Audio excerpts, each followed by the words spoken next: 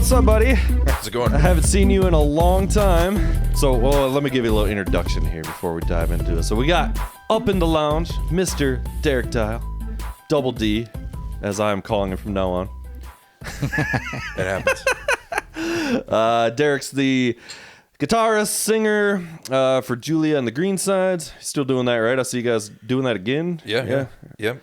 Cool. And probably the biggest Coheed fan that I know. Still, I almost just asked, do you still have the tattoo? I haven't gotten rid of it yet. Don't you have like tattoos per album or something? Yeah. Yeah. Well, it's funny. Compared to some of the really hardcore fans, I'm really not that big of a fan. Yeah. Some indeed. people, I mean, they're going to 5-6 shows per tour. Oh, yeah. I mean, I've seen them 34 times. Sure. Oh, jeez. That sounds like That's a lot. That's a lot. But It's a good run. A lot of other people there seeing them almost 30 times a year. Oh, Jesus. No, yeah, that's a little too much. I've never gotten a tattoo before. I was debating at one time. I was talking to you about it way back in the day. It was that badass Coheed logo, I think, from the third like their album. main logo the main thing, go-to right? one. Down there. Yeah. Yep. Their main symbol thing, which is dope as hell. It's a sweet symbol. Yeah, That's why I like the band. It's just because of their logos. Their artwork. the merch is just on point. Yeah, The music's terrible, but What do you think of that new album that came out indeed. a while back? honestly, it took me a minute to get into it. oh, it really? Yeah. I mean, there's a lot of people that would, say, "Oh, you got to love everything they do," and now their last two albums, I'm into them now, but both of them took a minute to get into. I felt like this new one was for me, was the one that I got into more easily than the last couple. Like this one actually caught me. I was like, oh, this is badass. But I was into some of the Michael Jackson inspiration they were pulling out. Yeah. Yeah. What'd you think of the one that was like the not in the story one, whatever? Oh, I love that album. Yeah, it's a little more poppy. So or many something. people don't love that, but like Island, the opener for that album, it's a super solid opener.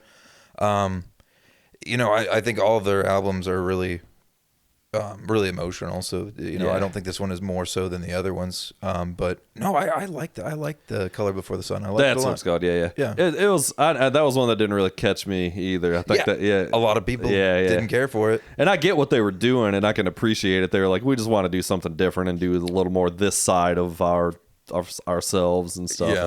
And that's cool too. Are they back to the full original lineup-ish again at this point? No, they're still missing their original bassist. Yeah, that dude's okay. he's out of the picture. They've had this new guy for a while now, and he's the drummer awesome, that they got dude. back. They got somebody. Okay, Yes. So weird story about that. My first year in college, there was this chick that online was talking with this chick. We started talking from some group or something, and ended up she had been stalking the bassist, the original bassist. Yeah. And she started kind of stalking me. And I don't remember how it all shook out, but I ended up getting in touch with that original bassist. Really, Mick, right? Yeah. Okay. And chatting with him a little bit about this chick, and he was like, "Dude, she is no good. It's bad news." Damn. Yeah, it was That's wild, dude. It was a weird time. Did you end up buying drugs off him? No. And What was he doing? He stole some pills or something, right? So yeah, I think the story was At the Soundgarden tour. Yeah, I went to a show on that tour at Royal Oak, and it was a couple shows after that Royal Oak stop. I think he apparently held up like a Rite Aid or a Walgreens. I think with his phone. That's right. Yeah. I remember now. Yeah. He said it was like a bomb he had, and he wanted Oxy or something. Yes. That's a real half-assed effort. If you're gonna hold up a store, do it right. Just Also, dude, like got a Nokia flip phone. Like I'm unconvinced by that. well, I think that's kind of how it went. I don't know, but it's like, dude, like you're a fucking pretty much a rock star. Like you can't just get drugs, dude. Like, come Send on, a man. roadie out, man. It's not that hard. Well, and then after that, I think he was peddling some Coheed merch and some signed stuff, and he was saying he had this and trying to sell them, and then people weren't getting anything when they'd pay him for it. Oh, weird. Yeah, he was definitely in deep on that shit. Fucking idiot, dude. Which is a shame, dude, because I got fucking ruled, man. Oh, I was a I huge know. fan of that original Yeah. bass player. Oh, Was yeah. just Joe. I like the new guy better. I gotta Yeah. say, he's fucking killer. I think he fits the whole thing. Yeah, Zach kills. I mean, the only thing I don't like about Zach is that I could have played bass for them. Indeed, he didn't get the gig. Didn't get it. Yeah, he's pretty good. He's pretty killer on bass. I don't know what your bass skills are, but he's pretty righteous with the finger. Like, I'm not great with like fingering. No, when I play bass, I'm using a pick most of the time, though. I prefer that as well. Yeah. Something about the aesthetic of the finger bass playing, though. Yeah. It just looks so much more dope. It's so badass. The last time I saw Coheed, it wasn't that long ago. It was at 20 Monroe or the intersection or something. Yeah. They fucking killed, man. They're still fucking killing it, dude. Their live shows are they're a lot of fun. Pretty killer. He always kind of drops out some lines on the vocals, though. Like, you know what I'm talking about? Everybody knows what I'm talking about. Yeah. You've seen Coheed. It's like, all right, dude, you got to take a breath. He writes too many lyrics in each song. It's a lot of lyrics. Yeah. I was going back through. I just I haven't listened to No World for Tomorrow in a long time. Oh, yeah. And I just fucking played that and like you could make an argument that might be their. I know nobody would, but you could make an argument that might be their best record, dude. Every song is just a fucking banger on that album. Like, it's kind of underrated because it gets overshadowed by Good Apollo and fucking Keeping Secrets and those classic albums, but like No World for Tomorrow, dude, get the fuck out of here. Like, every song fucking owns on that record. That's a good album. They got like, it's a little harder, that fucking Gunslingers something whatever, dude. Fucking hey, that song, that Mother Superior, the ballad in the middle there. Oh yeah, that might be their best song, dude. That song's like fuck, man. It's got that weird like minor note that it goes to in like the pre-chorus bit. You know what I'm talking about? Oh yeah, young brother. It's like, damn, I forgot how good this shit is. That came out right after Good Apollo. Yeah, was it? Okay. It is. I don't know. Is that like actually the title too? It's like Good Apollo Part 2 or something. Yeah, it's Good Apollo on Burning Star 4 Volume 2. No World for Tomorrow. .com/org. That one. Taylor Hawkins played the drums. Yes, on that one. correct. Yeah, that was the one because that was the first time they fucking fell apart. Yeah, and I saw him. I don't know if I ever knew that. Might just blow my mind. Yeah, because it was produced by that Nick Razapazalewski, whatever the fuck his name is, who did all those Foo Fighters records and shit. Yeah, because they had Chris Penny from Dillinger. Yeah, but he was contractually still right under that, and so. But I don't know. I never understood that because for me. Taylor's contractually obligated with the Foo Fighters, so why could he play? Right. Yeah, I think Taylor just didn't give a shit, and I'm sure fucking Dave Grohl didn't give a shit either. Like, you should definitely go play drums on that record. Like, I don't think the Dillinger dude ever fit, man. We caught them live one time before. It was a weird. Like, this is not. Well, it started at just him just helping. It was supposed to be just like, I'm just like doing the drums on this tour or whatever, and then it kind of like, and it was definitely a weirder vibe. Well, anytime you get a bald guy in a band, it's just not a good deal. It's true. He fucking like, I remember him adding like double kick stuff in songs and shit, and like it was cool, but like it definitely like didn't have the same. What's the main drummer's name? Josh Eppard. Yes, he's just got his own style that's just like I don't know. It's this weird kind of like bouncy feel or something to it that just kind of like works. So that groove's just a lot better feel with some of the like pseudo pop stuff. I know it was just overplayed with the Dillinger guy. It's like that's far too many notes. There's a whole lot going on here for him. That's that album with Chris, the Year of the Black Rainbow. Yeah, which was a bit of a shit show too. Yeah, I care for that. They went through that whole period for them was a shit show. I mean, it was just like those guys got all fucking heroined out and they fired them. And like, I remember I saw them at the Orbit Room and I was like, this is not the two guys. And then he like, it was like right after that. And he like was like on the mic, like, you may notice we got cause it was like their roadie friend was playing bass at that point, like on that tour or something. We talked about that. We were at the same show. Okay, cool. Yeah. But yeah, that was definitely a weird, and all that happened on that Avenged Sevenfold tour. Yeah. Like right before that, which I also saw that show. And Avenged Sevenfold was the fucking biggest douchebags, dude. Yeah, they sure oh were, my dude. God, it was douchey, dude. I'm not gonna lie. Ended up bailing after like the second song. I think we did. Nah, we're yeah. also done this. We were basically there for Coheed, and then fucking, we were gonna stay and see the rest of the show or whatever. And we were just like, this is fucking. They had the skull come down, and it was like made out of like tinfoil. It was like straight up fucking. It looked like a senior float, like high school shit. We were like, get the fuck out of here. I think I saw them with the Porcupine Tree.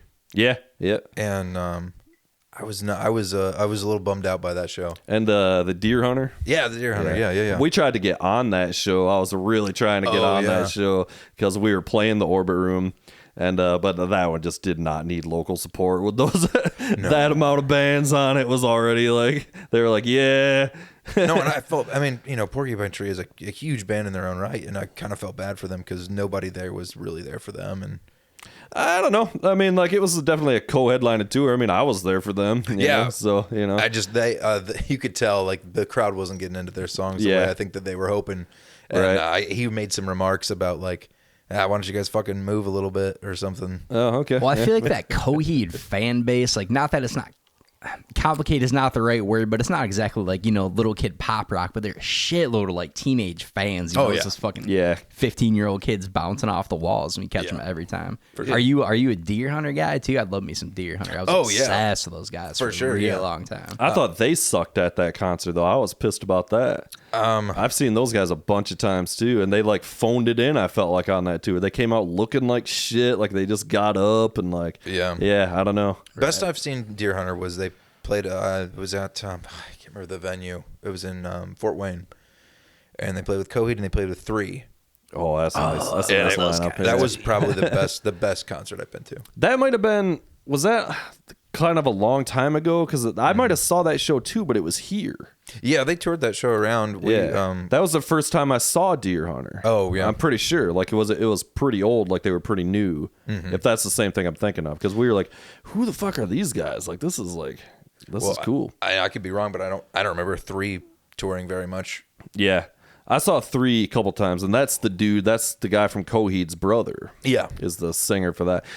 He plays an Ovation. That's dude, like his big they're thing. Criminally underrated. Oh, they're not good. I mean, they've been broke up for a long time, I think, you know, and like they have like those 3 records or 2 records. They're fucking awesome. That dude, I mean, like Claudio kind of ripped that dude's whole style vocally. Like you can tell that it's like, this was the fucking older brother these guys were looking up to or whatever. And he kind of bit off that fucking style. So that's got to be a little bitter for that dude a little bit.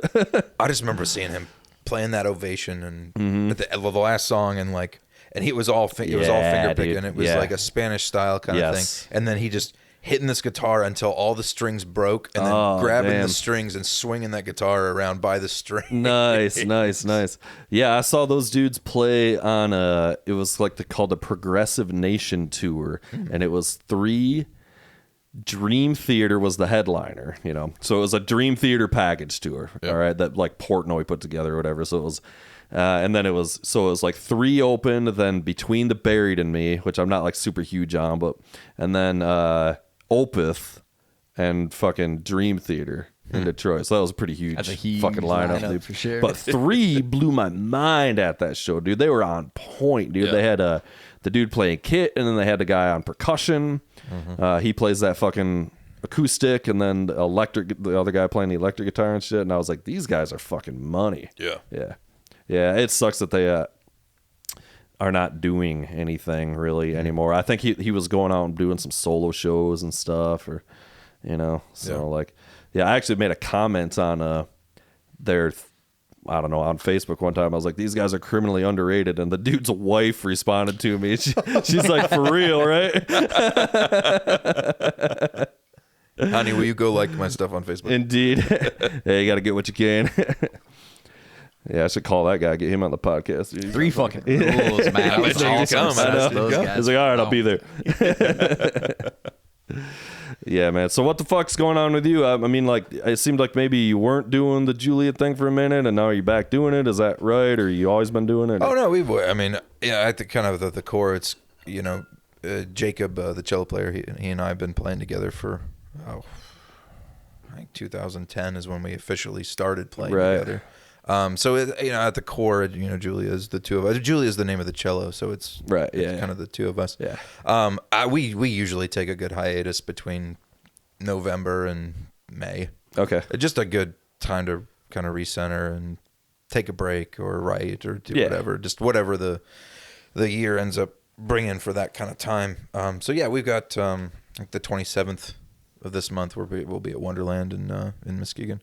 Yeah, I just for some reason been seeing it pop up again lately. Like, oh, we're out here. Like, oh, we're playing again. So I don't know where, because I don't post anything at all. Okay, somebody is. I'm seeing video of you guys playing somewhere. So yeah, no, that it's weird. I do social media for my day job, and I just can't get into it. That for makes my own sense. stuff. Yeah, for real, dude. Get enough of that during the 9 to 5. Yeah, I know, man. That's badass. You guys have a cello player. I haven't cut your stuff personally. I'm a huge sucker for strings, man. So then you give that a listen. Jacob, for sure. Jacob kills it, man. He's good. He's the one that brings all the talent and the attention.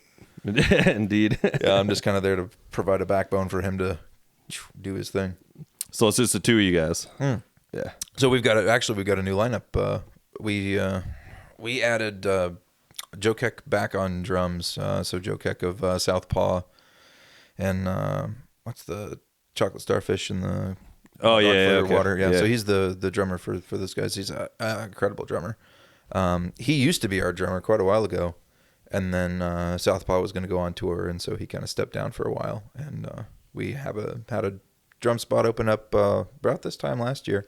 So like full kit, like he's going to do like full on. It really depends on the venue. Yeah, exactly. We play a lot of venues that lend themselves to an e-kit, so he'll pull that out. And we do a lot of covers, so we do a lot of different stuff over different genres and decades. So it's fun to be able to change up the sound of the drums. Yeah, indeed. There's that benefit to an e-kit. Oh, for sure. Yeah. So we added him back on, which has been just great. And then Brett Dame of Up Coast Kin, and he's just a really great local musician. He's on bass now, and he's a killer singer. He's got a great voice, and he's doing a lot of harmonies. That's badass. So you got the full band going now. Yeah, it's the first time we've had a bassist ever. Yeah. Well, you got cello. Yeah. So it's kind of, yeah, trying to figure out where he fits in, because he'll cover lows, mids, and highs. Yeah. And it's like, I'll let the guitars kind of do the mids and the bass will do the lows. Yeah.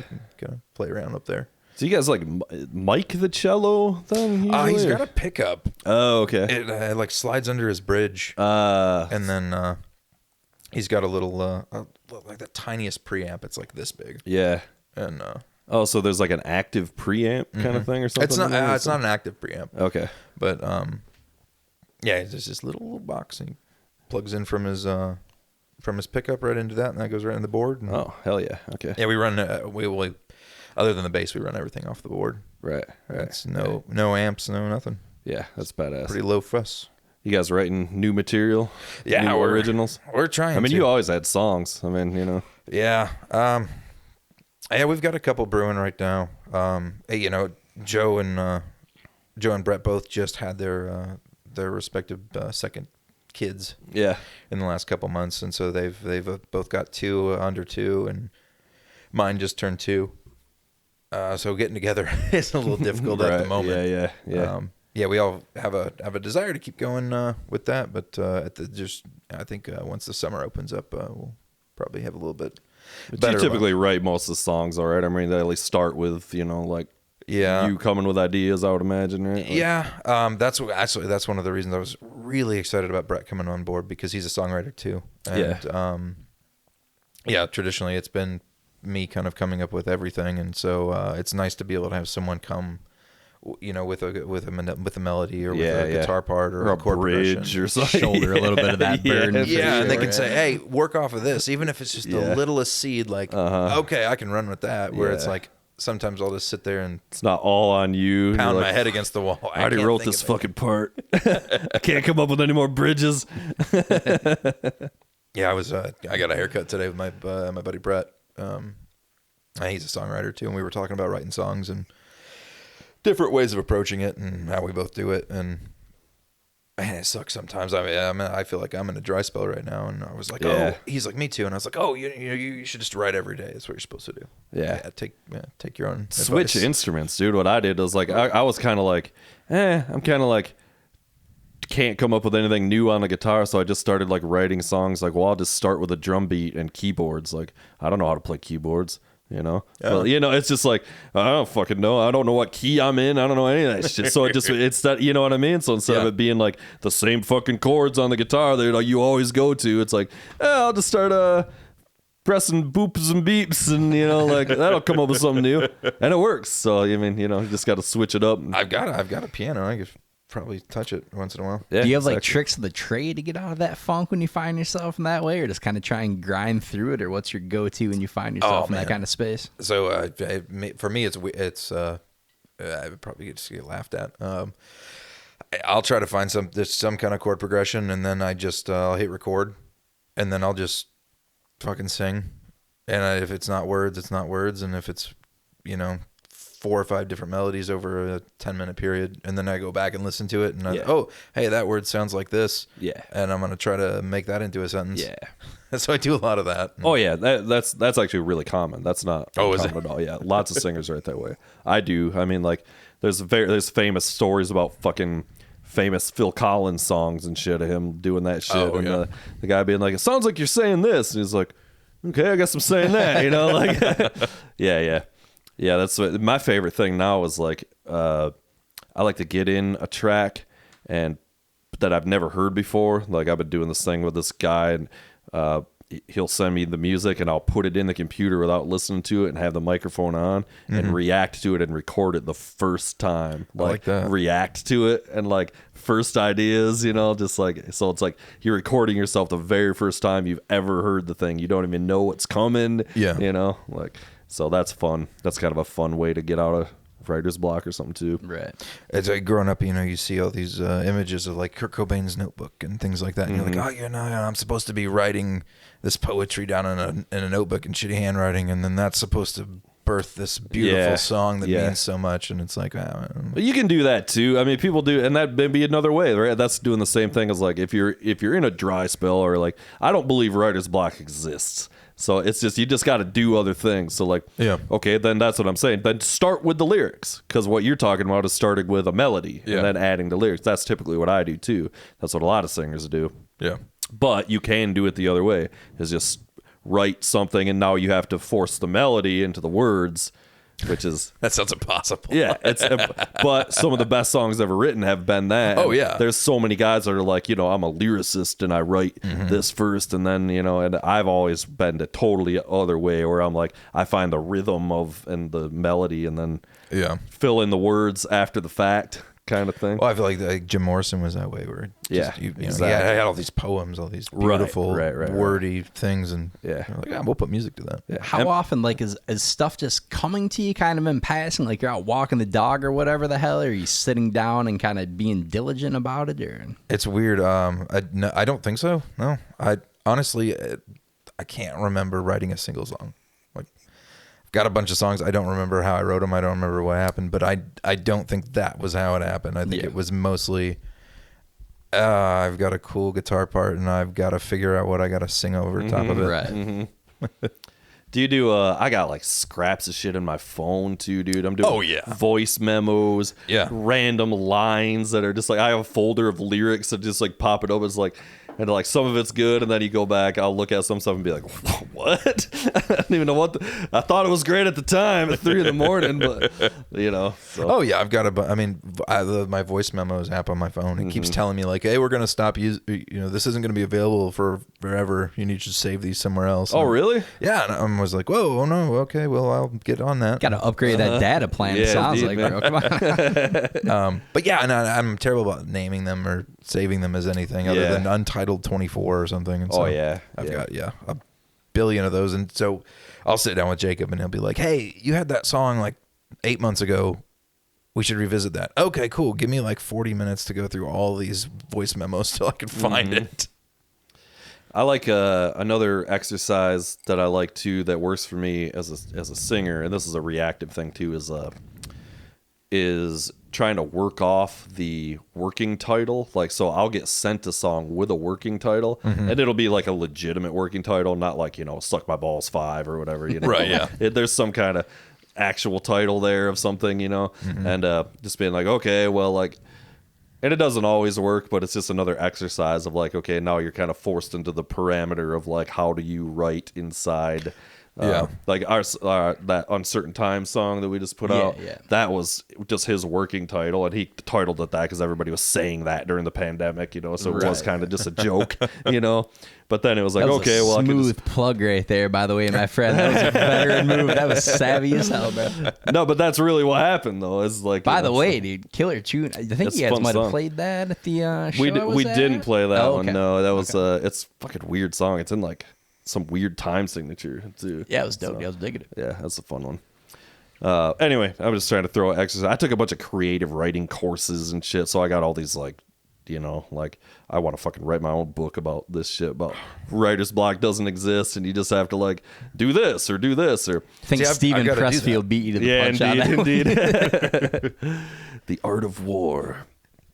I'll do stuff on an instrument like on guitar, and you don't play a lot of like well, with acoustic, but like on electric guitar, I was doing like a lot of like super heavy and then super clean back and forth. And it'd be like, if you get stuck, again, it's like do the opposite. It's like you're trying to come up with a chorus and it's trying to get the heavy and stuff. And it's like, this isn't working. Well, don't do that then. Like try something that's, you know, the complete opposite tone. And like, you'd be surprised where that will lead you into something that's brand new. Oh yeah. I mean, it sparked a couple songs last year. You know, when I was younger, my first bands, I played drums. Actually, was my first foray. Yeah. My first introduction to music was playing the drums. Yeah, I mean, it was in middle school and playing a bunch of punk rock shows and playing basements in the Heights and all that kind of stuff. And, nice. Then after that, it was all electric guitar. And you know, I wanted to be Claudio. I wanted to be a little Claudio. Of course. So I got a fucking white Epiphone flying or Explorer, yeah. And so I started writing all these super progressive, just bullshit songs that are just absolutely terrible. But I got away from it when I went to college because I didn't have a band to play with. So it was like, oh, I got an acoustic guitar, so I'll play that, and then did that for a million years. And now, last year, I was a buddy of mine gave me a Strat. He was like, "Hey, I'm not playing this here. You get some use out of it." And so then my first instinct was, "Cool, I should buy a different electric guitar also." Been there. Yep, I got one of those Telly 72 reissues, and that's nice. And I was like, "Well, I don't have an amp," and I was like, "Well, I don't want to spend $1,500 on an amp though." And so I got one of those the Spark amps. Okay. The new ones. I don't actually know those. It's like a model amp. It's a grid, positive grid. Okay, yeah. One of their products. I know Positive Grid. Yeah, so you know, you get all the apps with all the and there's a bunch of community of people that are building stuff, and so it's like, oh, cool. You know, we play a fucking David Bowie song, and there's 5 settings for the song that we play, and that'll be cool.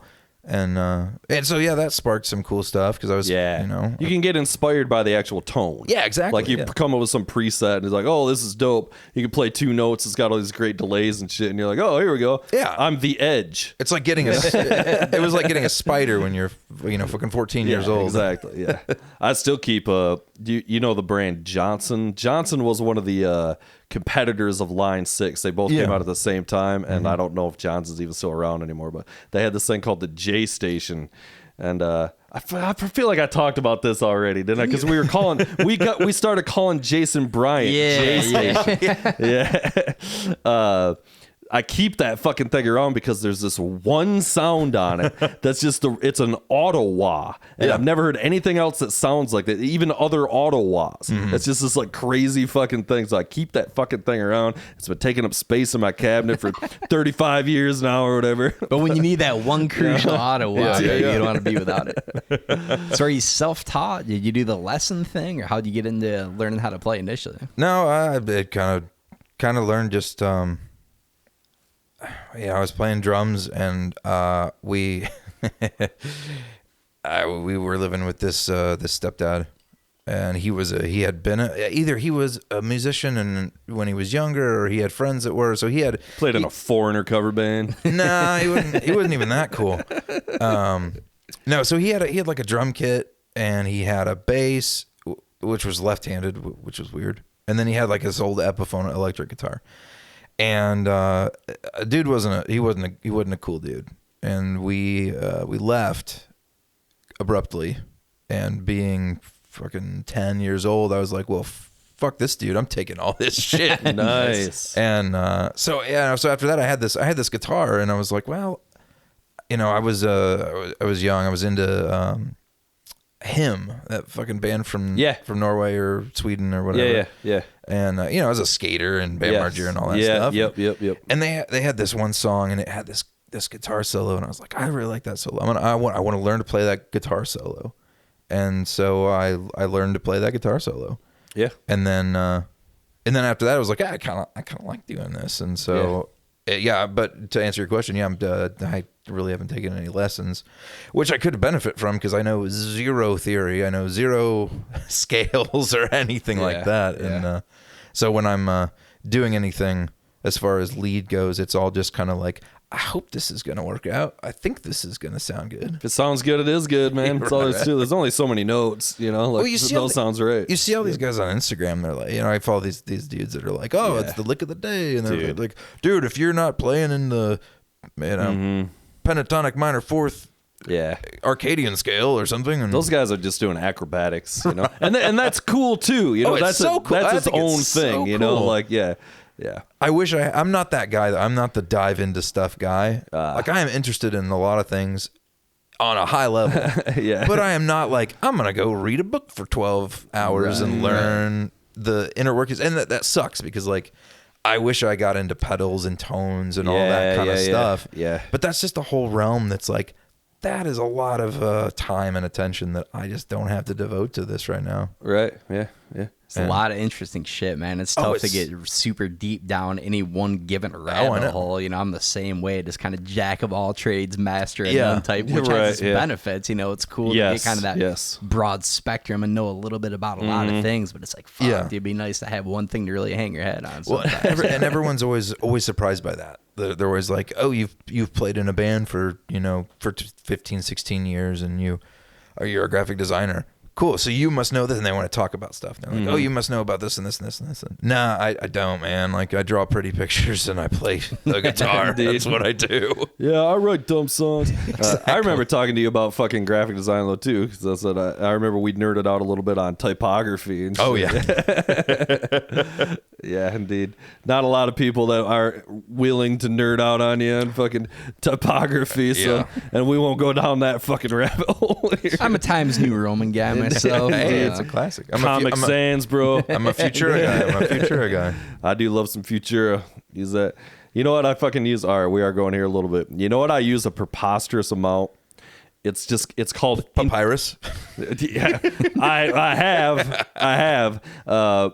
It's called Interstate. You know, and it's the Interstate. It's the Interstate's font, and it works in a ton of applications because it's like the most readable. Oh yeah, that's why it's the Interstate font, is because it's super readable, nice right? and narrow. You can see it. Yeah. Well, it wasn't until recently that font was really expensive. Yeah, to get that actual real font. I had it, then I like lost it. Like, I don't know, something happened, like I or whatever, and I had to fucking scour the goddamn internet to find it again. And well, what sucks is there's so many like knockoffs of every font where it's like, oh, this looks identical, and then you're like, no, the S isn't right. I know, right? It's always like a little bit. It's good enough. Yeah, it's good enough. It's good enough. The book looking cool is 95% of it. It's hard. Like, I don't want to have any paperbacks. Yeah, I've got rid of a ton. I had to actually downsize, even though you see how many I have. Yeah, I've actually gotten rid of a bunch. But I keep the vintage Sci-Fi paperbacks. Yeah. Mostly because the artwork is so fucking cool. Yeah. And I've thought about, like, you could take the covers off and like make like a collage or something. And then I'm like, that's fucking also like sacrilege. You can't, you know? Like, I don't even dog ear books, man. Yeah, me either, dude. Let alone just pull like, no. covers off. I kind of feel like I'm the fucking, I don't know, some kind of fucking keeper of this shit, because it's just like all going away, you know, like vintage Sci-Fi. Like, it's gonna have a resurgence just like vinyl did. Ooh, see, maybe it is, man. Maybe we're starting it. You've got to be a Heinlein fan. Yeah, right? for sure. I got a bunch. Fucking Harlan Ellison, man. I'm always preaching Harlan Ellison. Do you know him? No, I don't. Bro. You got to get down. Wait, Ellison. Oh, so like Juneteenth and Invisible Man. Yeah. Yeah. Saturday. Yeah. Dangerous Visions. And, all that shit. He wrote a couple classic episodes of Star Trek. Okay, yeah. Twilight Zone, The Outer Limits, like a bunch of that kind of shit. Like Star Trek, the original series, he wrote like 3 episodes that are considered some of the best episodes of that show. Shit like I didn't know he was that contemporary. Yeah, he just passed away a couple years ago. Really? Yep. And he was writing since he was like 25 and was... I guess that would make sense. Juneteenth wouldn't have been a thing, 200 years ago. Right. Yeah, interesting fella. Fucking, all right, we got to tell the story, though, of why we were late to the podcast, which is not a crazy story, but... You really had to be there. So we're like, we go out to eat before the show every week, basically. And we've been going up to a certain spot lately, and we're like, all right, let's cruise up there. And we're going up there, and fucking things like seem kind of like weird. There's like nobody like at the other restaurants and shit, and we're kind of like looking around, and we're kind of like, well, that's weird. This place is usually packed. And so we pull into our normal spot, and we see there's a fucking cop in there, and he makes a joke about, oh, the fucking cops are here for dinner or whatever, we're just fucking talking shit. And then we're like, well, what the fuck is happening? Something's happening. And there's police tape all over the fucking place and shit. And what fucking happened was, dude, a school bus, a full-size fucking school bus, like hopped the fucking curb and shit and fucking plowed into a telephone pole and a tree. And the motherfucking tree is like inside the school bus. Dude, the hood was jacked up. There was this enormous branch underneath it. The fucking, like, I don't even know how that happens. Dude, like, how did it come down with that kind of, do you take a picture of it? Goddamn right. Look at this shit. You got to check this out. Dude, it was out of control. Yeah. I'm probably gonna use this as the thumbnail for the podcast. Look, what the fuck, dude? Yeah, it's out of control. There was some auto behind the wheels going, oh, hold on, dude. Oh, Bartman, hang on. So they fucking killed the power to like the whole area. Oh, so and 38 small children, incidentally. Yeah, indeed. On the bus, which is unfortunate. Yeah, I don't know what actually happened, and then just randomly there was this dude, because it's right on the river, and there's this dude like he's got waiters on the tackle box and stuff, talking to the cop. Like, it was a real scene, dude, over there, man. Yeah. You gotta find the footage from the newsreel from them interviewing people. Yeah, Fox was it Fox 17, I think, was there getting the hot story, getting that hot gas up in there, dude. This is fucking wild, man. It's like, yeah, that school bus put his stop sign out, but that tree just didn't stop. I mean, it was a good 25 feet off the road, It wasn't just dude, like, it wasn't a marginal careen over this little thing. This motherfucker was just, off the rails. So I don't know what was going on back there. Yeah, anyway, that shit was fucking wild as fucking. We were laughing. Checking on that off. Tinder, bro. He's too busy swiping right. Straight blasted this tree, dude. Yeah. I don't even know how fast he must have been going. Yeah, it was it was a fucking telephone pole size telephone dude. pole, as well as like a tree. It appeared to be an unfortunate situation, to be sure. Yeah, so the fucking power's out all the way up the fucking street and everything, and so we just kind of like keep driving, and we keep like pulling into restaurants, and everything's closed. The lights are off, and so we're fucking 40 minutes behind schedule. We're balls deep in Grand Rapids looking for somewhere to eat. We swung into like 4 different spots, like everything's of course slammed because limited options. Mm. Everybody's doing the same shit we are and just going up the road. Every spot was completely hit. Yeah, it was wild. But we did get some fucking pretty killer Chinese food out of the whole thing. Went to the fucking hibachi, the fucking fucking thing, dude.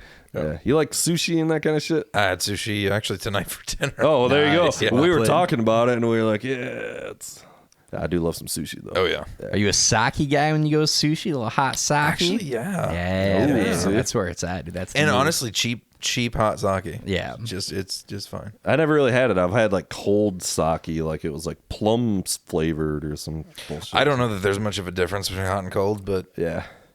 Primarily temperature, if I'm not mistaken. You could be onto something there. I feel like the warm stuff really hits you right in the liver right away. You know, it's like it gets in there and diffuses. Like, with beer I can tell, but I've never been a temperature sensitive kind of person for food, though. My leftovers cold is fine. Me too. Oh yeah, me too. Primarily the laziness factor. Yeah. The microwave feels like an awful lot of cold work. Pizza. I like cold Chinese food too. Yeah. Shit, oh yeah, it's good. Well, man. and we don't do the microwave thing, so it's like if you want to reheat everything, you gotta start the oven up and and get out some sticks and rub them together. And it's a real. I was doing that for a minute because I was down on this train about microwaves nuking the nutrition out, which is not true. I've since learned, but I was like, so I'm doing everything on the stove like a fucking I've got 49er or something. I got the campfire going. I've got too many friends that are chefs, and they shamed me into not having a microwave anymore. I think they actually took it out of my house. Indeed, I don't use one that often. I don't cook that often anymore. It's a deadly weapon in the arsenal, gentlemen. Y'all are missing out. Gotta go to the microwave. A toaster oven apparently is the move. I've had some people preaching toaster oven. You don't even need a toaster oven. You just need some of those toaster bags that you can put shit in and put it in your toaster. Shit! I never heard of that. What's up with these things? They're just little bags. Really? They look like a brown wax paper. Little bags. Weird. You can put a whole sandwich in there and put it in your toaster and toast up a grilled cheese. Whoa, wild, dude. I'm sure they're on Amazon. I bet. I've never heard of this. Free plug for Amazon there. Jesus. Yeah, no, they're fucking raking it in now, dude. Sales skyrocketing after this show. Got to get a sweet cut of that Amazon cheddar for this free plug we're giving right now. No, there's bags you can put shit in to put in your toaster, and it won't drip shit in your toaster. Nice, dude. What about the fucking air fryer? You guys fucking with the air fryer, dude? Our oven is an air fryer. Yeah. Yeah, my wife's mom got us an air fryer, and I said, "Cool, let's take that back and get something else that we'll use." And my wife's like, "No, we'll use it." And so like 5 months later, I was like, "Hey, this thing is taking up space. What are we gonna do?" She goes, "Okay, we're gonna use it." And so for like a week and a half, we used it, and then it sat again for another 2 years, and so. We had to get a new stove because we moved into a new house and we moved the kitchen to a different room, and she was like, I don't want to use the old stove. We got to get a new one, and so we got a new one, and it just it has the feature where you can do the air fryer. I've never used one. Never used an air fryer. Everybody talks about it. I've heard mixed reviews. I've heard mixed things. I've never heard some of them I've heard are dominant. Some of them are we use it once in a while, but honestly, I've got a propane burner in the back that I use my crock pot, or not crock pot, but I use my Dutch oven. Put some oil in, fry shit out in the backyard. For as often as we do it, it might be a little healthier, but whatever. I give my wife the Dutch oven all the time. We had one of those little mini pull the blankets over your head and fart or something. It's a classy move. It's a classy move.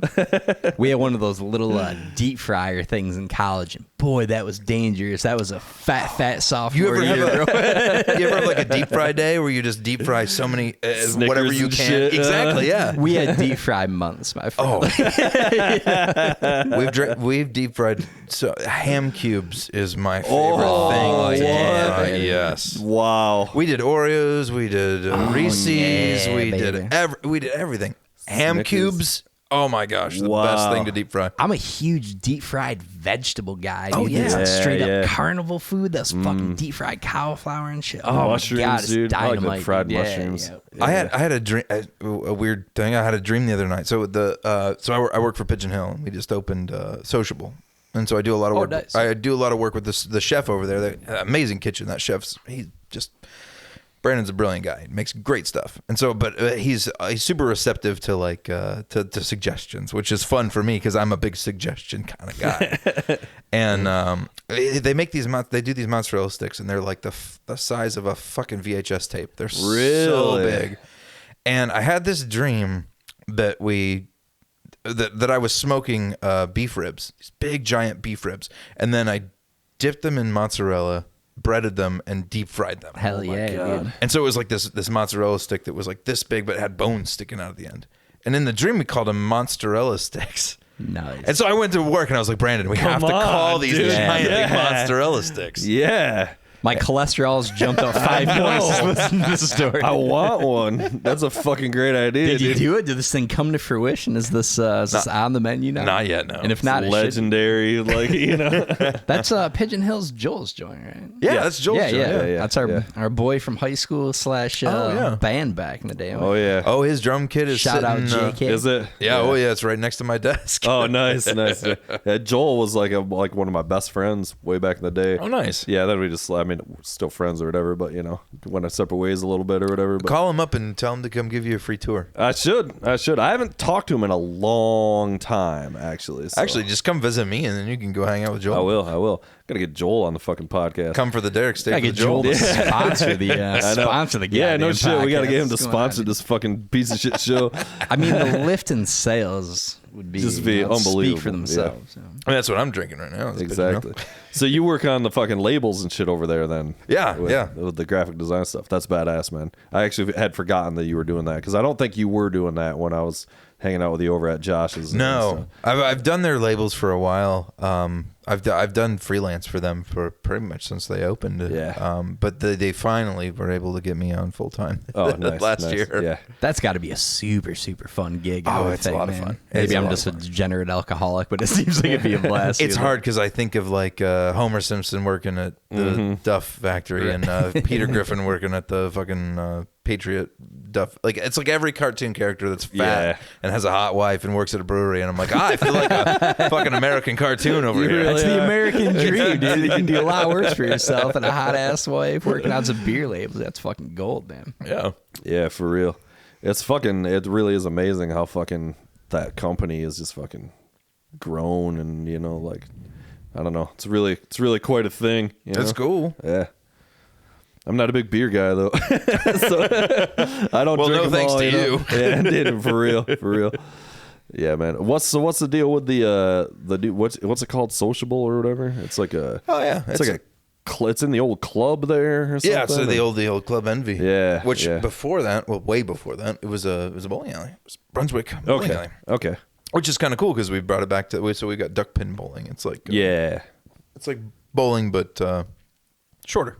Oh, okay. You don't have to wear special shoes, and you get the balls are like softball size. I kind of want to wear the shoes. You know, Come on. You got to go rolling up in there full bigger and McCracken Come style, on. dude. The whole gear, bowling shirt and shit. The bowling shirt's where it's at. Yeah, dude. we should get Dangerville bowling shirts, dude. That'd be fucking sick, man. Yeah. Fair. So yeah, it's a bar. We carry Pigeon Hill beer and Yeah, that sounds badass. yeah, food and bowling, and there's darts in there too. You guys ever done axe throwing? Oh, You guys ever thrown it down and done it? We were trying to No. fucking, well, we never got it done. not at a place, but I've done it. Just My buddy Nine Finger Sam's a big axe thrower, big into the axe throwing game, man. I want to fucking try it though. There's like 4 places like right here that do it. You know? is that like foaling? Is that the same thing? No, foaling's football bowling. bowling. So there's like pins and you just throw a football. That just sounds at like it. a carnival game. Yeah, It's actually well, I'm a big fan of any game you can do with a beer in hand. You know, like any bullshit like softball, bowling, foaling, any of that shit. I don't you think know, softball's just- one they usually do with beer in their hand. You're not playing in the right league, brother. You know, yeah, basketball. You know. goddamn right. Volleyball, one-handed volleyball. Ugh. If you've got the fortitude, you can turn any drink into the a beer league sport. MMA. Yeah, for real. Fucking cornhole. You know, you guys get serious Oh, about that's cornhole, yeah, dude. Yeah.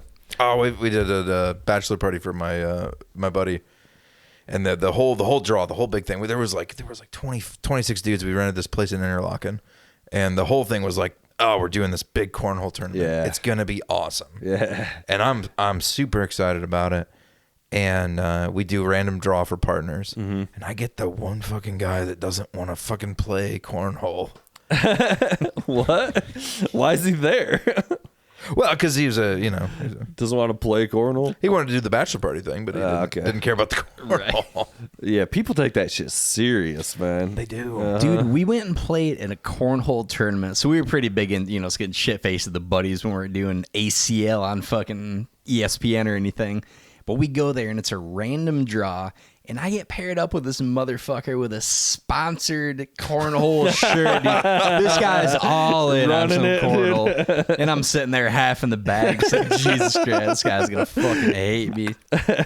He probably just carried the team just fine. Yeah, dude. Just like, I'm not going to lie. You know? So it was a playing card thing, and I chickened out. I'm like, somebody's got to trade me this card. the bar this guy's setting is just something I can't possibly live up to. Dude, if you're showing up to a cornhole tournament in a sponsored shirt, like, get the fuck out of here. Yeah, it's a little much. You get over yourself, that's like going to fucking Craig's Cruisers in a DuPont shirt.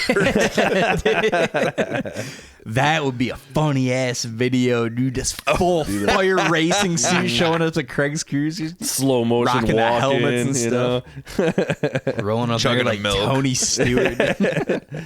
Fucking go-karts is fun, man. It's fun as fucking hell, fire man. up some go-karts. Yep.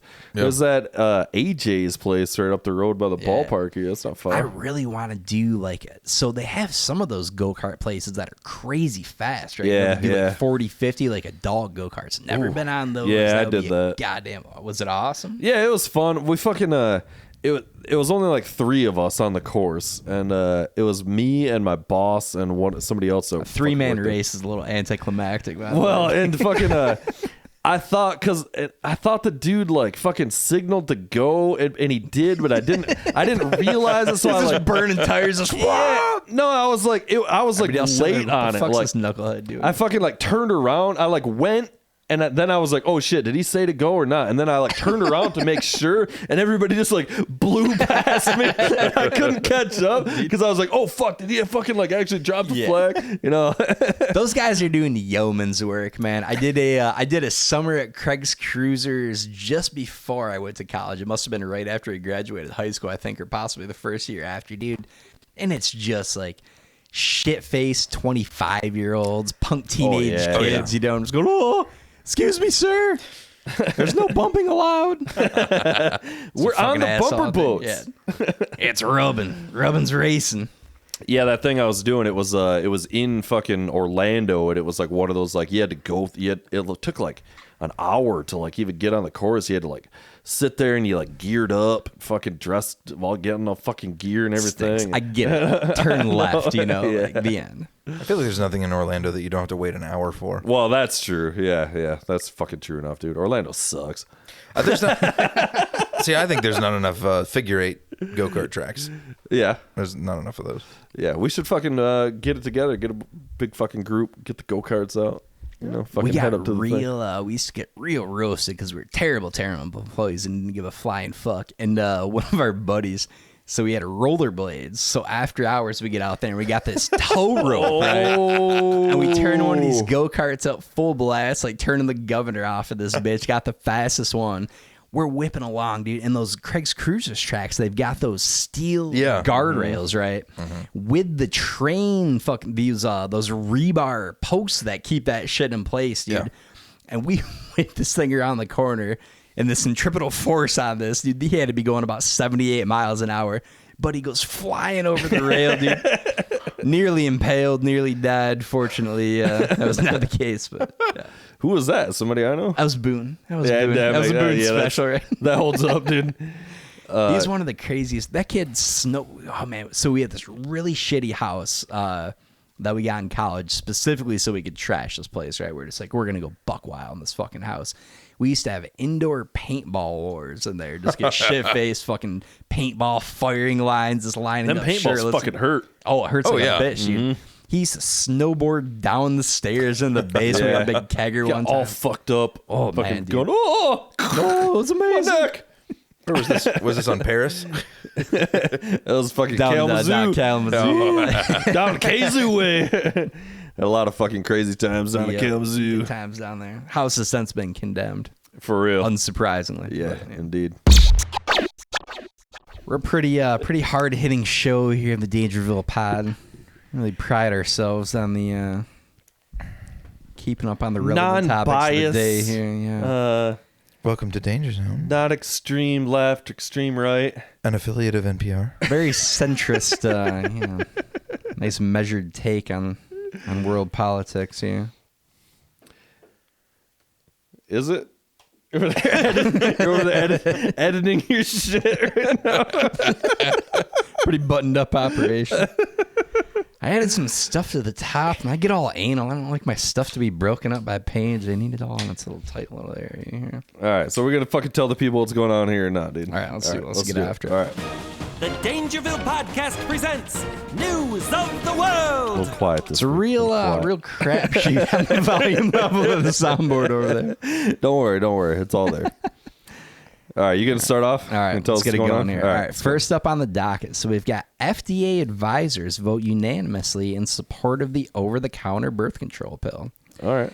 So advisors for the U.S. Food and Drug Administration voted unanimously on Wednesday in support of making the birth control pill Opal available over the counter, saying the benefits outweigh the risks. Okay, yeah. It remains to be seen if Opal will be proven more effective than the current leader in over-the-counter contraception, women subjecting themselves to photos of Steve Buscemi. Steve Buscemi. All right, Whoa, we gotta get some volume on this, baby. Hold on.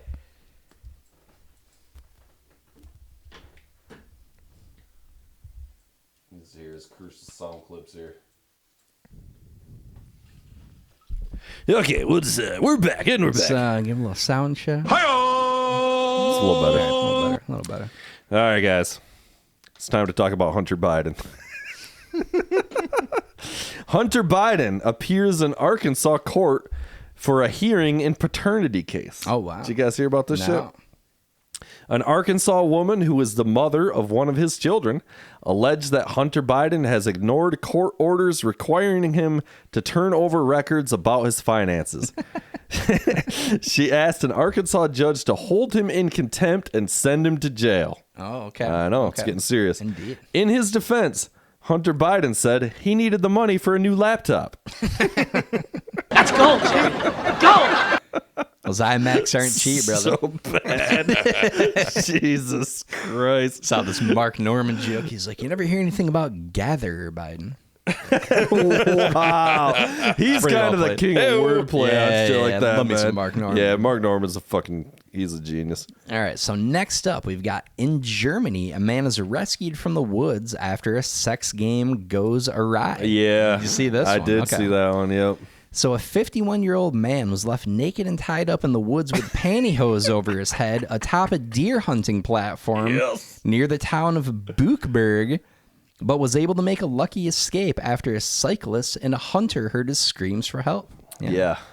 The man thanked the two individuals and said, "You must think I'm crazy," to which the two men replied, "Absolutely. We can clearly see your nuts." Smash! Wow. Smash! This All right, mooching all right. 40-year-old jokes Yeah, all for right. purposes That's pretty good, of this though. podcast. I didn't expect to see that fucking coming, dude. All right, what do we got here? Artificial intelligence pioneer leaves Google and warns about technology's future. You guys see Was this? it the same cat that was thinking it came alive and did that report a few months back saying he thought it was like legitimately sentient or a different? No. Okay. Trying to get him to break up with his wife. Yeah, it was some ex machina shit. What? Going on there. Wow. I didn't hear about that. That's fucking wild shit, dude. Some Terminator shit. No, this is Jeffrey Hinton, a trailblazer in artificial intelligence, has joined the growing list of experts sharing their concerns about the rapid advancement of artificial intelligence. The renowned computer scientist recently left his job at Google to speak openly about his worries about the technology and where he sees it going. Pretty Okay. wild shit, Okay, man. indeed. Dude from Google, been working on it. Right. In his resignation letter to his former employer, he said, "I see no reason to continue, as now that my life's work in AI has finally become a reality, it turns out the robots won't fuck me either." You are correct, sir. These fucking nerds just trying to build this AI to get laid, and then they fucking can't. What he really said was, he said the idea that this stuff could actually get smarter than people, a few people believed that, but most people thought it was way off, and I thought it was way off. I thought it was 30 to 50 years or even longer away. Obviously, I no longer think that. Wow. Yeah, so this fucking cat resigned from Google AI fucking shit, dude. Yeah. Quick digression. I'm legitimately like kind of concerned about this shit, man. It's going so far, so fast. It's such a black box scenario.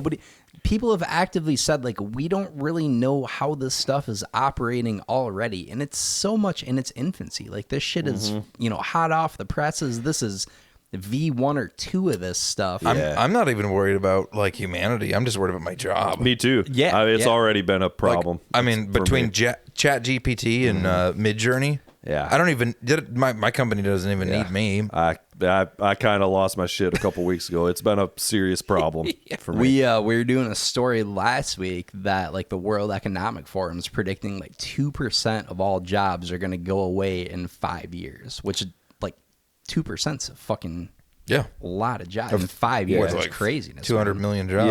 Yeah. Have you seen the meme though? It's because there's the rapper AI.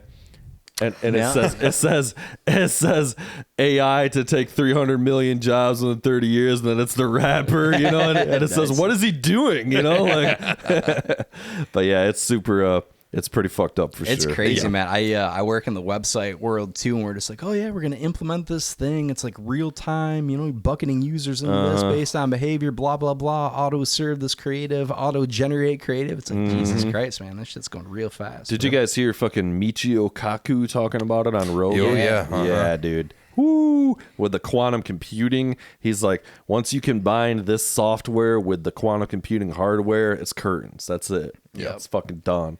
There's it was like an 8-episode miniseries on either FX or it might have been a Hulu thing. I think it was FX, but it had Nick Offerman. Yeah. That dude. Yeah. What the fuck is that called? But anyway, it was great. Whole same type of thing. Yeah. Quantum computer. Right. Super interesting, super scary. All right.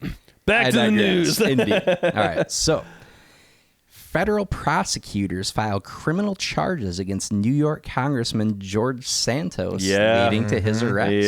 Yeah.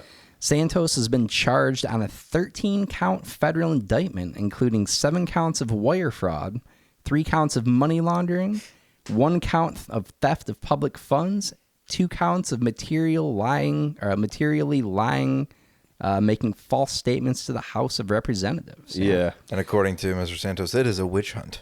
Yeah. He's a credible source, to be sure. Santos issued a statement in his defense saying, as a decorated member of the Supreme Court, the chairman of the Securities and Exchange Commission, and the current head of the FBI, I can assure you there's no case whatsoever. And my Christmas tree is decorated too. Him and fucking Hunter Biden, they're fucking going to court together, dude. Yeah, Santos stinks. It was only a fucking matter of time before that fucking weirdo got... The most ridiculous thing... Well, one of the things he claimed he was like a world-class volleyball player. Yeah, which is so fucking random. I mean, if you're going to go, dude, go hard. Be like, Oh, he did go hard. He said his parents were Holocaust survivors. Oh, my God, dude. Yeah, and he's like, I'm Jewish. He said his and then parents? his whole thing was, what did he say? He's like, no, I mean, I'm a fan of Jewish people or some ridiculous thing. I mean, like, he's not that much older than us, right? He's not an old dude.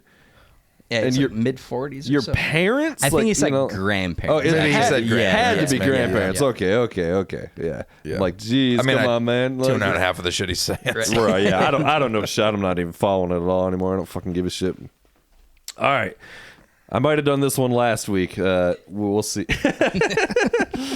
The U.S. military is tracking another mysterious balloon that flew over parts of Hawaii. Okay. Yeah.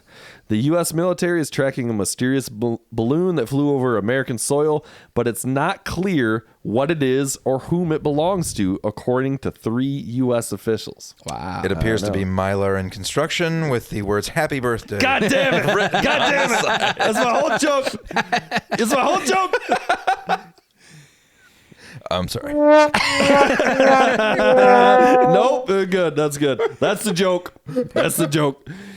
There's no bigger kick to the balls than crafting these things. You're slaving away. You're sweating. You're wiping away the sweat. You guys are so good at it. I was trying to keep up. Guy's sitting over here with a beer in hand, legs crossed, is going, it's ripping the joke off in 10 seconds. There was only one way to go with that, but that was it. Honestly, that was even better though than what mine was. But yeah, so. Oh, I thought you guys were ripping on these like just in real time.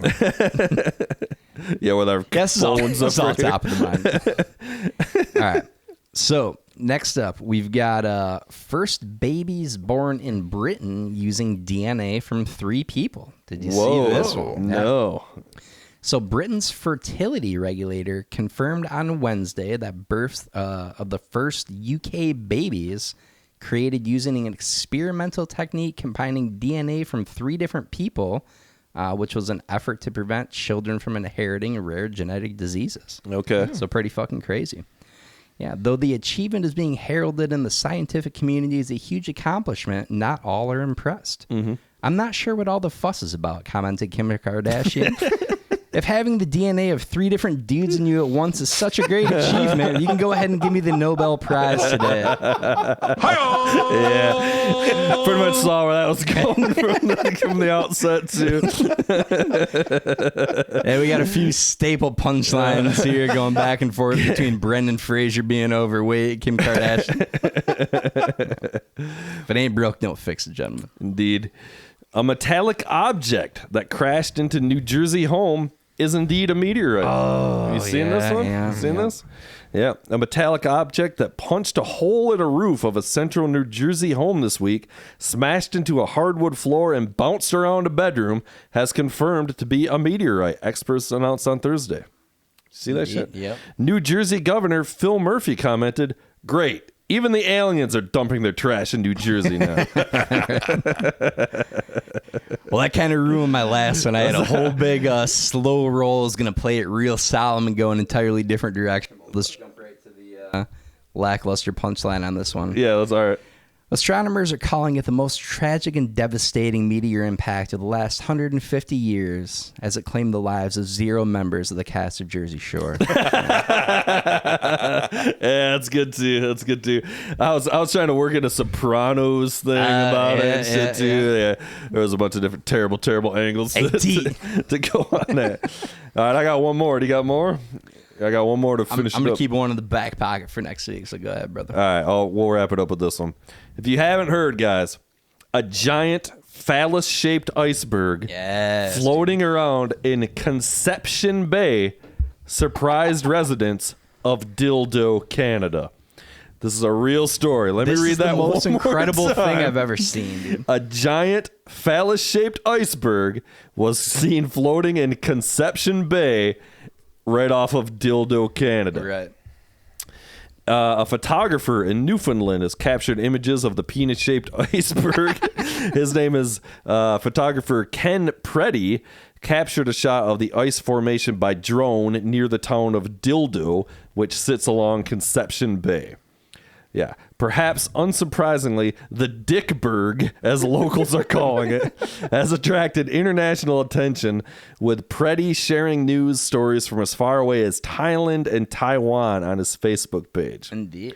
Yeah, the story even got a comment from the sunken HMS Titanic, who said, "I can't wait to feel it deep inside me."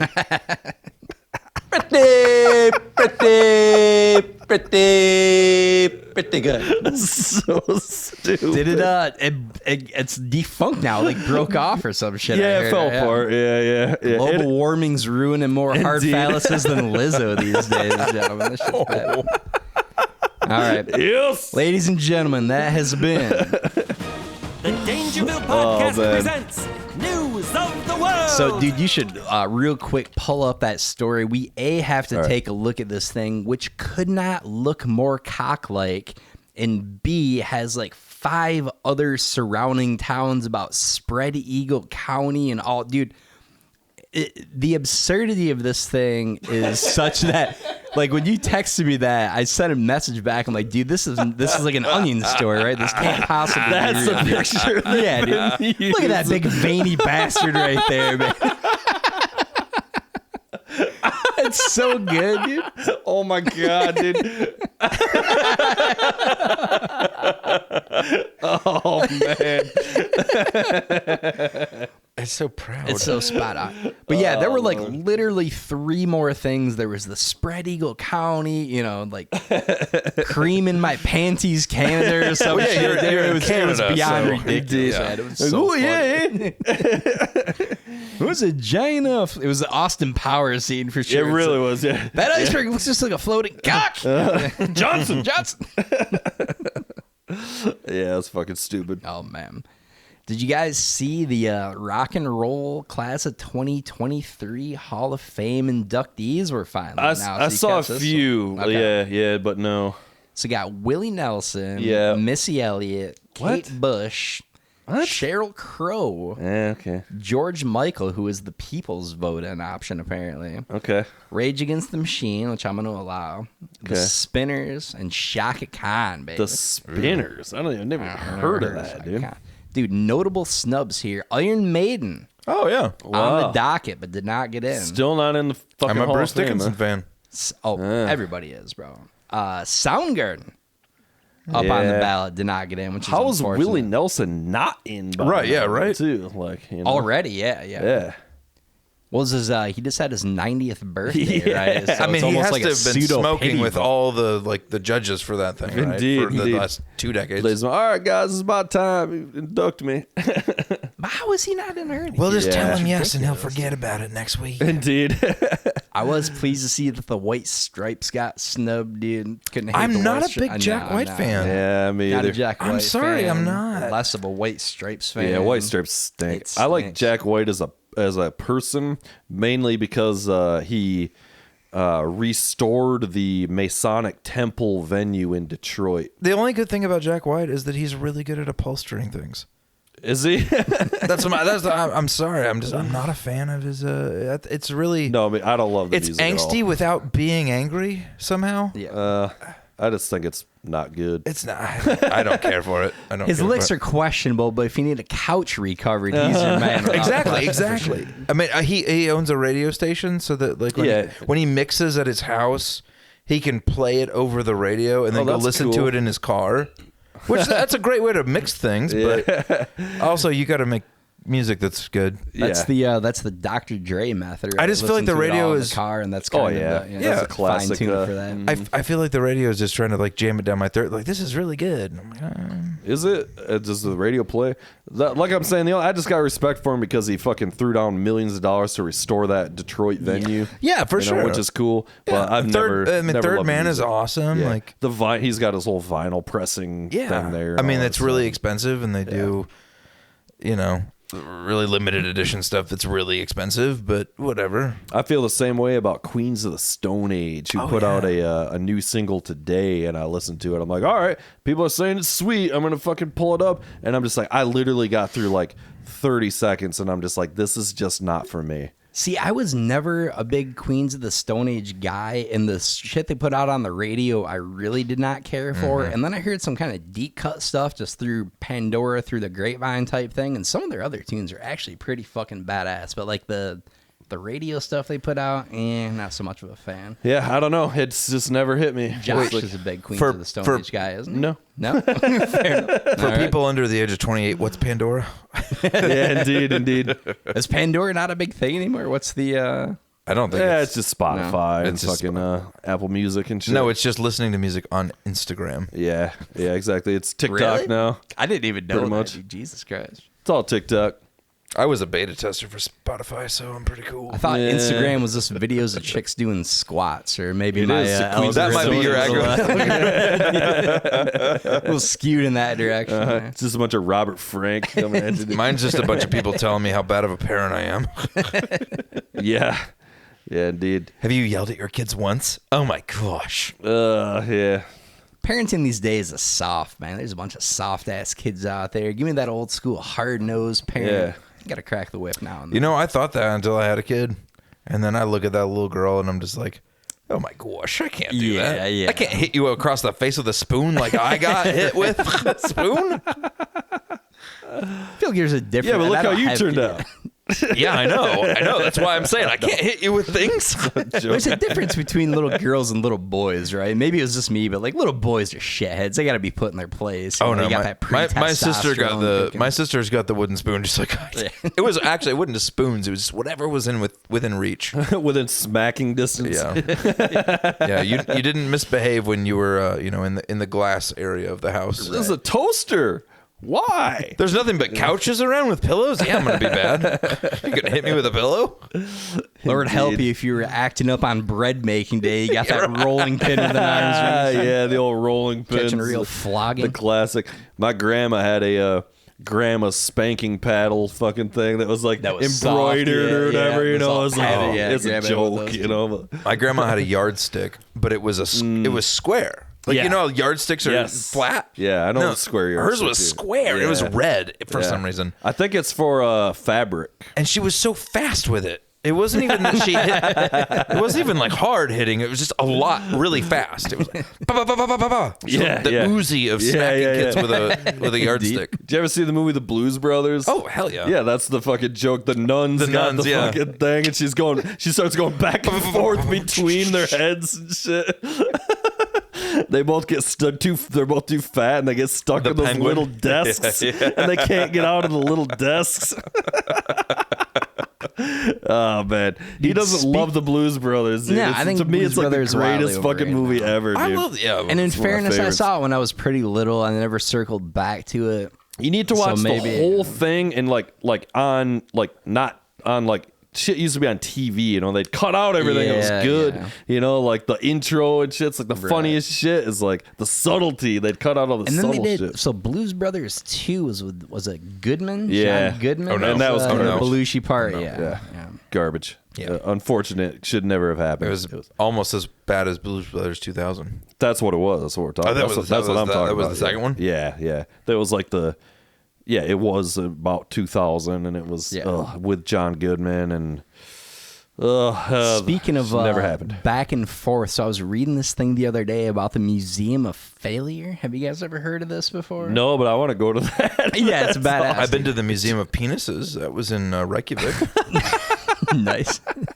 It was very nice. They had this thing called the what the fuck was it? The groove stick, which was a drumstick that was conceived for like super fast hi-hat parts that was wishbone shaped. Nice. So I'll play one of those. Yeah. Now see, the museum in Reykjavik had a groove stick as well.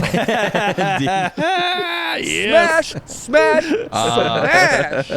Keep forgetting which fucking butt I hit. I was thinking it was just a fucking museum all about the band Failure. Do you know Failure, the band? No, I don't. No. Yeah, they're one of our favorite bands, alternative rock band. Actually, so the guy who's the guitarist in Queens of the Stone Age, now Troy Van Leeuwen, or however you say his name, he was the guitarist in Failure for a long time too. Also played in A Perfect Circle. He has that fucking unbelievably badass signature Jazzmaster now. Dude, you gotta check that fucking thing out if you've not seen that. So yeah, when I was getting my my telly, like the Jazzmaster was weighing the two, but I've been really big into Manchester lately. Okay. And the tellies what they were rocking that and a Coronado. I really would like a Coronado. So wait, you went with the telly. I went with the telly. Yeah. I've been building those guitars you were just looking at them there. Yeah.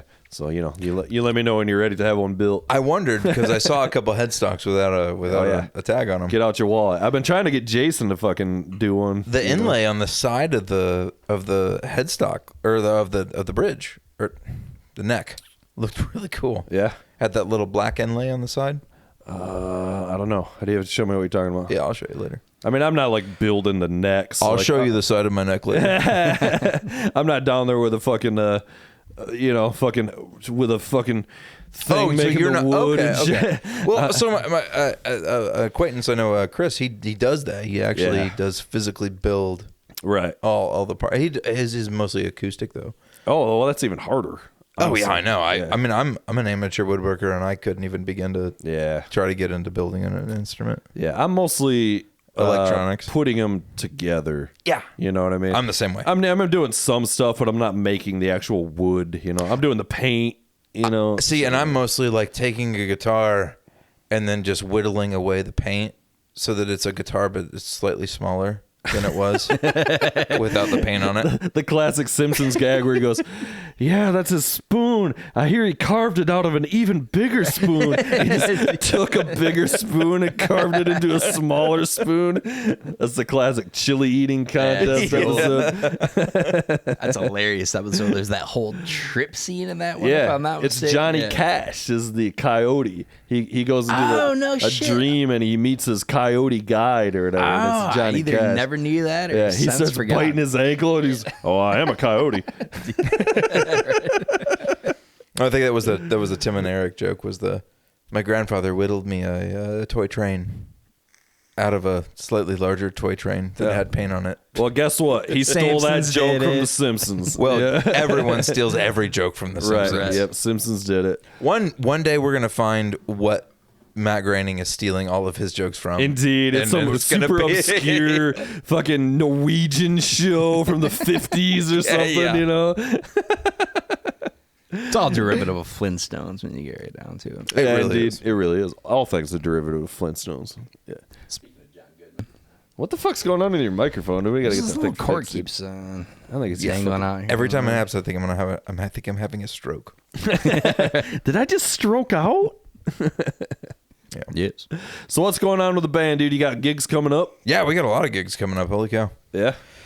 Yeah, we start like May 27th at Wonderland, and then it's a lot. It's an easy. What's Wonderland? I don't know what that is. You don't? No, I do not. Oh my goodness! Is this a local venue? Yeah. So Wonderland is a local distillery in Lakeside on Muskegon Lake. Really? Yes. Okay. If you are into really good cocktails at Which I am. incredibly high price, you're gonna like it. Is it okay? It's in Lakeside. You said It's in Lakeside. There's yeah. some place my brother was just telling me about in Holland. That's like these crazy cocktails, $25 fucking cocktails. That's a whole different place. Yeah. So, yeah, Wonderland is not $25 cocktails. Yeah. That's actually insane. I'm probably exaggerating for comic effect, but Yeah. So no, and I love Wonderland. We go there all the time. It's fantastic. You should try it if you haven't been there.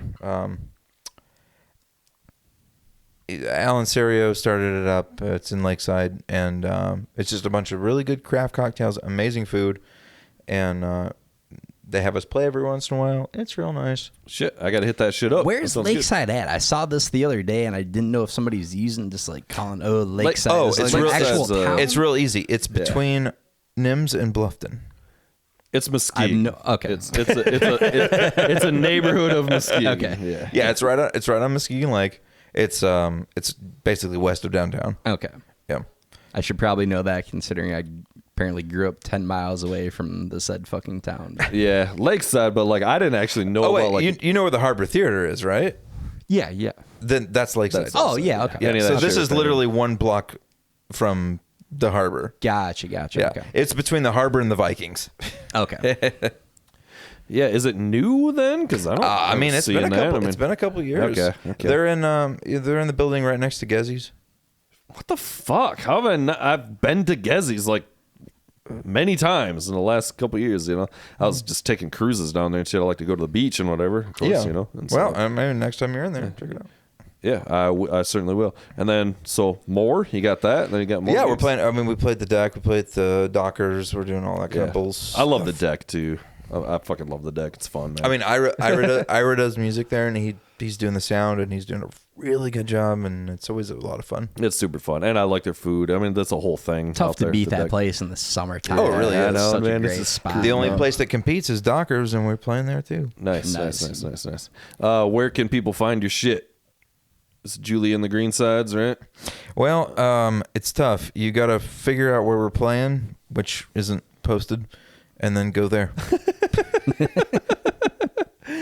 All right, so If only there was someone in the band that had some kind of acumen around social media or some way to disseminate this information. You know what? I'm guessing after tonight, I'll probably have to put the information up on our fucking Facebook page. get on that Facebook train. Yeah. So I don't know. Yeah. Go to.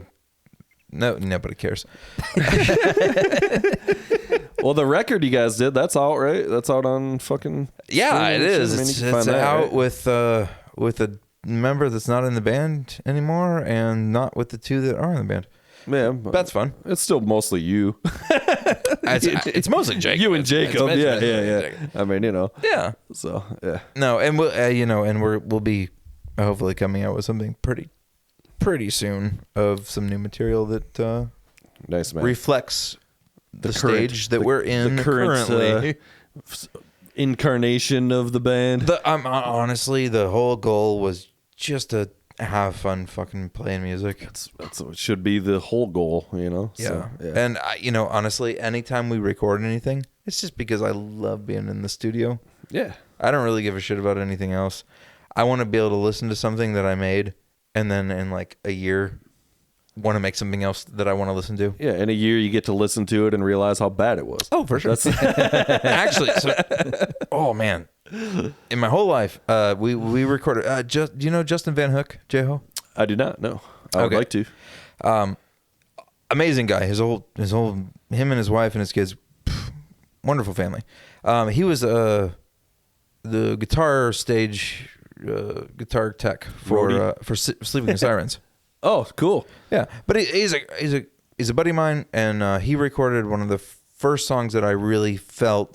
You record a lot of shit when you're little, in your early teens, and you're always like, oh, it doesn't sound like what the radio sounds Right. like. This doesn't sound like it's on a CD. Yeah. The first song I ever recorded that I felt like, wow, this sounds like. What I expected recording to sound like was just, and it was in his house. It was in his basement. Mm-hmm. But yeah, I forgot where I was going with this story. Well, your first time In conclusion, it sounded good. It sounded good. It sounded good. Did you listen to it a bunch of years later and you were like, oh, this Yeah. is not the same as I remembered it? No, sounding? actually the opposite. I listened to it a bunch of years later and I think, wow, I wish I was as good as I was when I was 18. Well, that happens too, because at that point you were playing all the time, didn't have shit to do, writing songs. The older we get, the better we were, gentlemen. Yeah, indeed. That's a good saying. I like that. I basically just wanted to get a plug-in for Justin Van Hook. Yeah, you got to introduce me, man. He sounds like a fucking cool guy. You'd love Justin. He's a great guy. Yeah, man. Well, you fucking, the room's open here, bro. So whenever you're ready, start tracking. Oh, I'd love to. Holla Yeah, at you, I would boy. love to. Let me get two songs together and I'll come. Finally ready to go. For a nominal fee, I'll get you set up. It's going to be the fencing situation all over. Yeah, I was down there for about 248 hours. Took me 72 hours to mix that song, man. Is it $30 an hour? Is it strictly money that you want in return for recording? And sexual favors. Okay. So whatever. I was hoping. I'm open. I mean, your favorite band is Tool. That's goddamn right. All right, man. Well, fuck, dude. I appreciate you coming out, man. It was good seeing you again. It's been a while. I had a blasty blast. Yeah, dude. We'll get you back out, dude. Fucking. So check out Julie and the Greensides. Are playing everywhere. The fucking record they did 5 years ago or whatever with my brothers out. It's a really nice record. I really did like it. It was fun. I was hanging out, just fucking like on the couch when you guys are doing it.